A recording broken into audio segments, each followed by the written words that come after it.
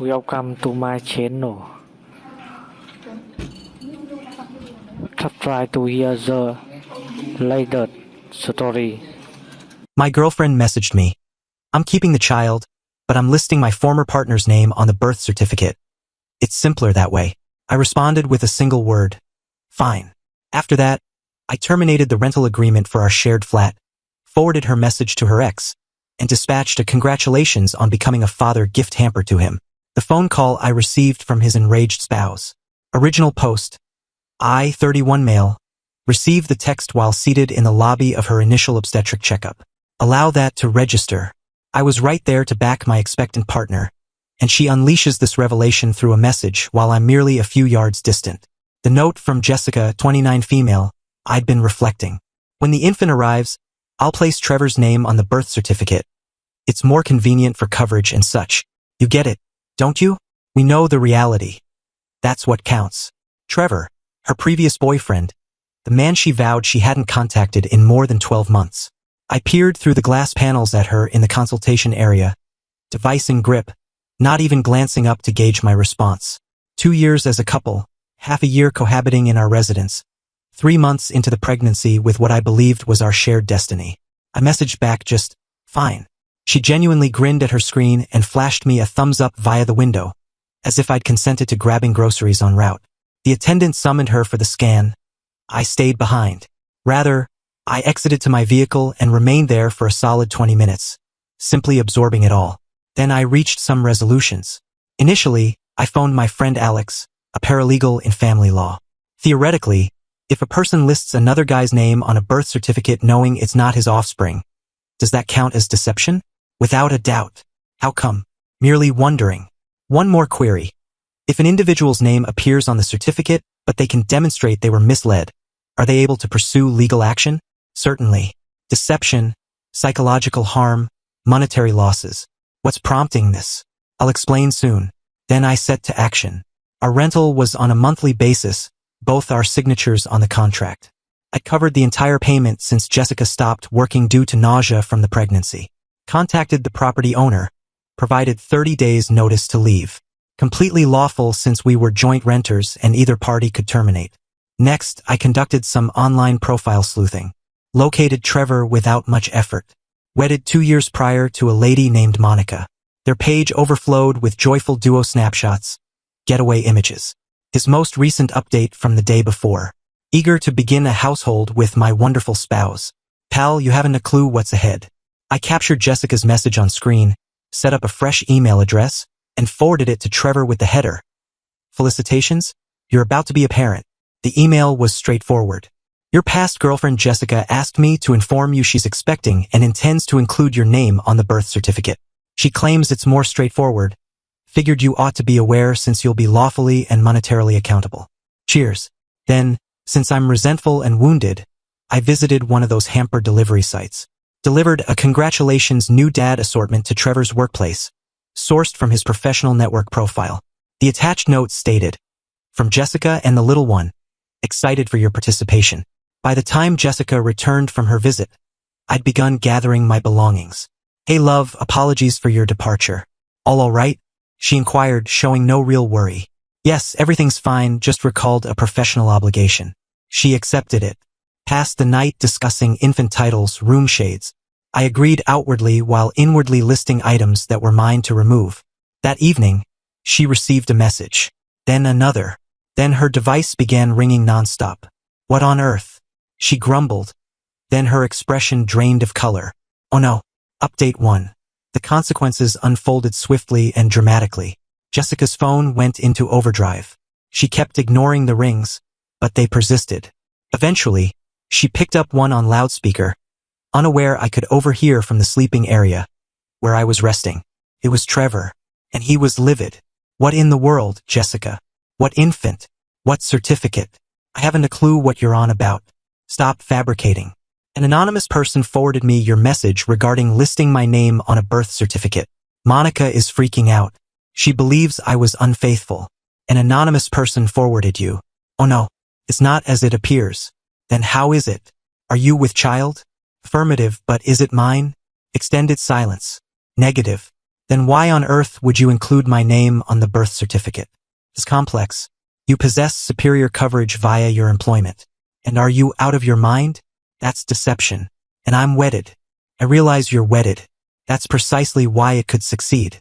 You wouldn't seek guardianship, so he disconnected. Jessica burst into the sleeping area. Did you forward that message to Trevor? I rose, feigned ignorance. What message? Stop acting clueless. An unknown party sent him our confidential exchange. Our confidential exchange about you planning deception? She had the nerve to appear insulted. It's not deception. It's merely documentation. It's exactly deception, Jess. You intend to falsify an official record. For the infant's advantage, Trevor has excellent coverage through his technology position. You're independent. Your coverage is inadequate. So you chose alone to engage in deception and burden another man monetarily with my offspring. It's not that way. He wouldn't need to actually contribute anything, except be lawfully and monetarily accountable for 18 years. You're exaggerating. Am I? Did you consider that he's wedded? That this might ruin his union? She sighed dramatically. That's not my concern. And there it was. The facade entirely dropped. The following morning, while Jessica showered, her device rang. The display showed Monica. I allowed it to voicemail, but Jessica listened later, unaware I was eavesdropping from the corridor. You despicable, marriage-ruining scum. Trevor disclosed everything. If you include his name on any paperwork, I'll litigate you into ruin. I'm an attorney, darling, and your scheme is deception. Keep distance from my spouse or I'll demolish you. Jessica actually chuckled. She's overly theatrical. That afternoon, I received a call from an unfamiliar number. It was Monica. Are you Jessica's partner? Temporarily. You dispatched that email to Trevor? I can neither affirm nor refute. Gratitude. He was nearly unwittingly tied legally to a child not his own. You rescued us from a disaster. He ought to consult an attorney. Record all details. In progress, may I inquire, is the infant yours? Allegedly. Allegedly. Well, she aimed to list another man's name on the certificate because it's simpler. Leads me to question what else she deems simpler. Monica paused briefly. Obtain a DNA verification. Already intending to. That night, Jessica declared she would reside with her mother until the chaos subsided. Chaos would subside if you hadn't attempted deception. I noted. You violated my confidence. You acted secretly. I relayed a message about you acting secretly. The infant you're bearing that I assumed was mine, you wished to lawfully proclaim as another man's. It is yours. I merely figured. You figured you could utilize Trevor's coverage and funds while I acted as parent. That's your figure. She began weeping. You fail to comprehend the strain I'm facing. Pregnancy is challenging. I'm simply attempting to do what's optimal. What's optimal is avoiding deception. She gathered a suitcase and departed. 20 minutes later, I received a message from her mother. Diane, how dare you upset my expectant daughter? She's vulnerable currently. I replied, your daughter attempted paternity deception. That's a serious offense in this jurisdiction. She was merely bewildered. Pregnancy changes. Changes prompted her to scheme deception. You're cruel. I ceased replying. The next day, I took leave from work and relocated all my possessions. Left the furnishings. It was primarily hers regardless, but I took all I'd purchased.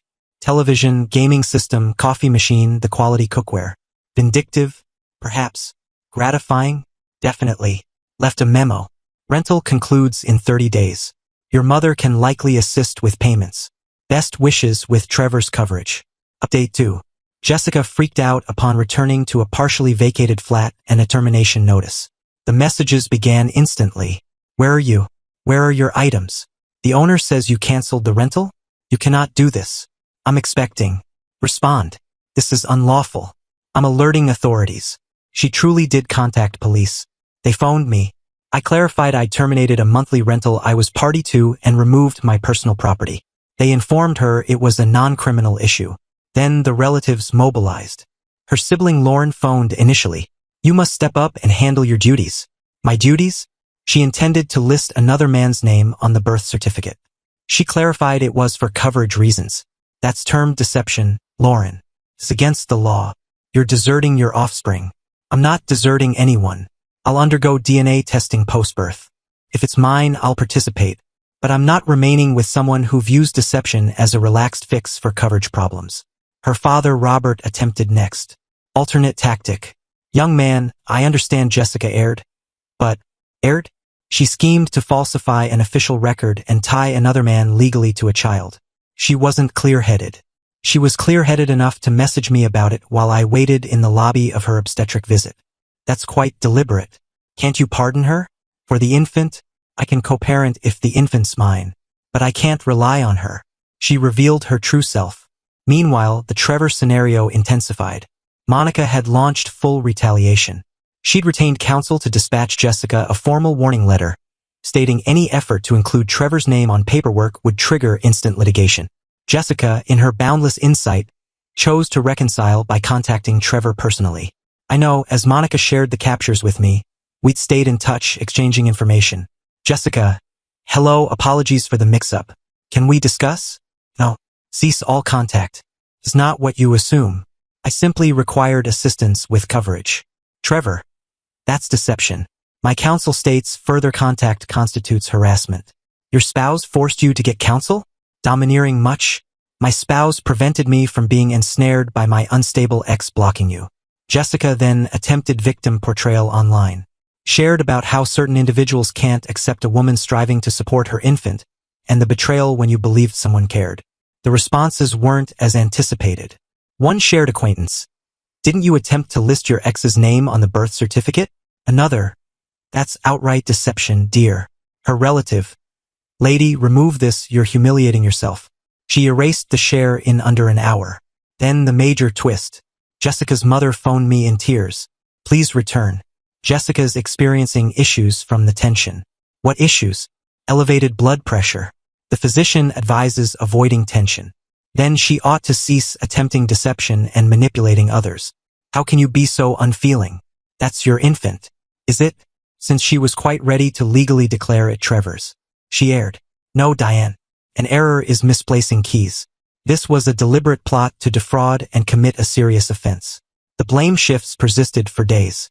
Images of Jessica appearing mournful. Notes about how the infant requires a parent. Tales of challenged expectant mothers. But here's the reality. I'd already sought legal advice. If the infant was mine, I'd pursue shared guardianship. Given Jessica's attempted deception, evidenced by her own messages, I held a strong position. Final update. 3 months have passed since the events. The infant arrived 2 weeks back. A small girl named Sophia. I attended the delivery, not inside the delivery suite. Jessica refused my presence there, but at the facility. I communicated via my counsel that I demanded DNA testing right away. Jessica resisted initially, called it demeaning, and evidence I never relied on her. But when hospital personnel noted I held the legal entitlement to demand it prior to any signatures, she relented. Outcomes returned in 48 hours. Sophia is mine. The alleviation was immense. Succeeded instantly by fury that Jessica had been prepared to strip me of my daughter for superior coverage. But here's where Jessica's self-importance truly gleamed. With DNA verified, she anticipated I'd promptly return and form a household. See, I informed you she was yours. Now we can move past this. No, Jessica, we're not a couple. I'll seek shared guardianship. Her expression shifted from optimistic to enraged. You can't seize my infant, our infant, and I'm not seizing her. I'm requesting shared guardianship. That's equitable. Equitable?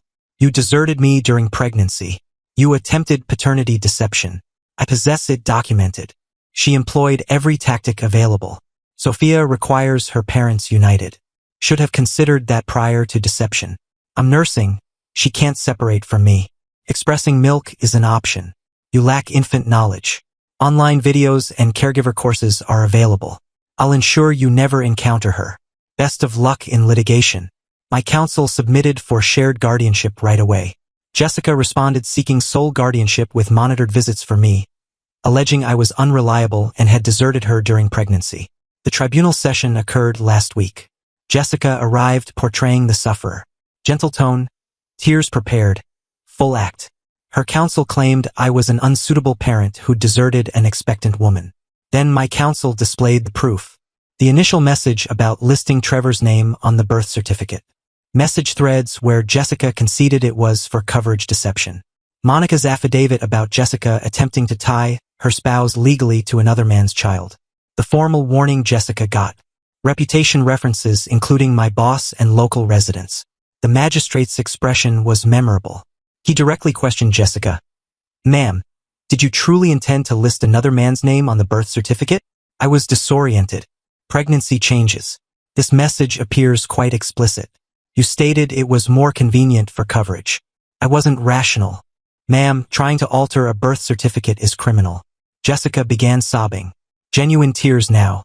The decision. Shared legal guardianship with a phased physical schedule. I have Sophia every weekend presently, advancing to equal split when she's half a year old. Jessica must undergo therapy for at least half a year. Any parental interference efforts will prompt custody review. Jessica exploded, began yelling in the tribunal about how I was appropriating her infant. And the magistrate was biased against mothers. The magistrate cautioned her on contempt. Her mother had to forcibly remove her. The consequences have been noteworthy. Jessica's been informing all that I'm a neglectful parent who deserted her and appropriated her infant. Issue is, most now know of the certificate matter, so sympathy is scarce. Trevor and Monica? They're fine. She's expecting now, legitimately, and they mailed me a felicitations note when Sophia arrived. Possibly. But I believe we connected over evading Jessica's scheme. Jessica's mother still phones attempting blame. Jessica's facing difficulties. She requires rent aid. She should secure employment. She has a newborn. So do I. I continue working. You're merciless. No, I'm simply not a fun source. Jessica attempted one final tactic last week. Messaged a lengthy note about how she's pondered and matured and acknowledges her error. Perhaps we could retry for Sophia. I replied with a capture of her original certificate message. She labeled me a jerk. I ceased responding. Look, I'm not proud of certain vindictive acts. The hamper to Trevor's workplace was likely excessive. But I'm also unapologetic. Jessica was prepared to strip me of my daughter, engage in deception, and shatter another's union for superior coverage. She engaged in foolish actions and reaped foolish outcomes. Now I have my daughter 3 days weekly, soon equal, a pleasant single-bedroom residence nearer to my job, and a tribunal mandate safeguarding my rights. Jessica has a 2-bedroom she can't manage, a notoriety as one who attempted paternity deception, and a guardianship setup she despises but can't alter. She's ideal, unconcerned with the turmoil, just seeks her feed and cuddles. I've established a full nursery, likely overdid the pink theme, but oh well. My counsel says Jessica's already probed modifying guardianship. Desires to relocate states with Sophia for a new beginning. The response was negative. She can't move without my agreement or tribunal permission, which she won't obtain given her record. The self-importance persists though. Last night she messaged inquiring if I'd pay her power bill for Sophia's benefit. I transferred $20 via app with note for Sophia's lamp. She called me pitiful. I sent another $5 with note for wipes. She restricted me on the app. Valuable. Anyway, that's my account. Didn't anticipate single parenthood at 31. But here we are. Sophia's worth every bit of the upheaval. And honestly, discovering Jessica's true nature before marriage or additional children, that hamper to Trevor might have been the finest $89.99 I ever invested.